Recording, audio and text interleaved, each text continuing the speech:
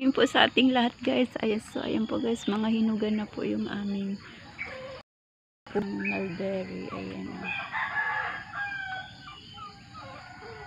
Hinog na siya. Pero hindi pa siya gaano pero hinog na.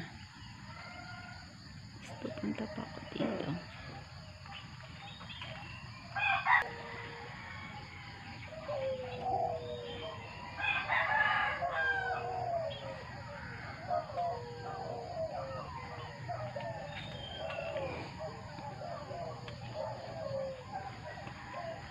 Ayan po.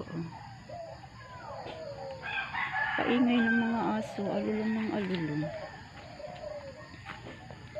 Pari naman ay inubos ng piknik. Ayan ang ito.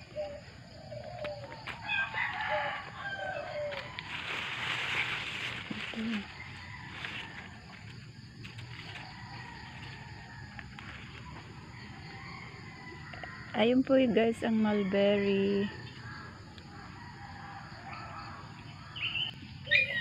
Ito na siya guys, yung tanim namin ng Julie Calano. Mustasa. Tapos ito yung nasa gulong. Bahay na siya. Ayan. Papasok pala ako din guys sa looban. Siya nga pala, silipin ko muna din ang aking tanim na okra. Isa na lang guys. Kinain ko na yung pinordi kong mulberry. Well yan, may bulaklak ng aking okra. Ayan ang puno na guys.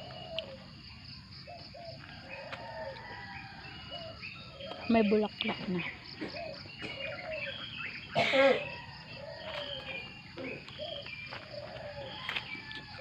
Silipin ko din guys yung aking hindi ang aking tanim na kamuting bagin at saka kamuting balinghoy.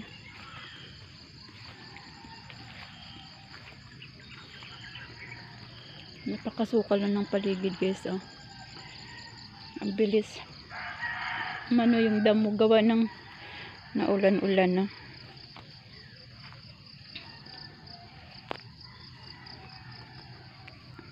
Aray ko, ang daming kwitib. Ayun guys, ang bilis nang lumaki yung yung aking tanim na kamuting balinghoy.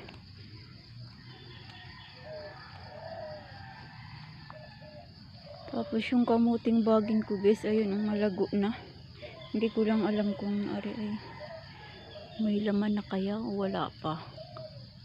Baka wala pa siguro ring laman guys, at parang kailan ko lang itinanim. Ayun, masukal ang napakasukal yung paligid. Ayun ang puno ng paminta na Taiwan guys.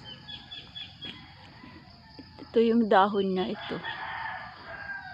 Pag may ganitong bagong talbos guys, ay may kasunod siyang bulaklak. Ayan yung bulaklak niya Ganyan yung bulaklak niya. Pag nagtalbo siya ng bago, meron na siyang kasabay na bulaklak na magiging bunga naman siya pag hindi nalaglag. Kagaya nito guys. Ito naman ay pamintang Tagalog.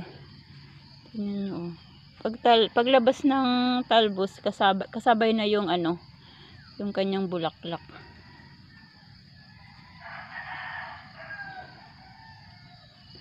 So yun po guys, ako magpapaalam muna po sa inyo. Maraming salamat po sa inyong walang sawang suporta sa aking munting YouTube channel. Bye bye po. God bless po sa ating lahat. See you by next upload.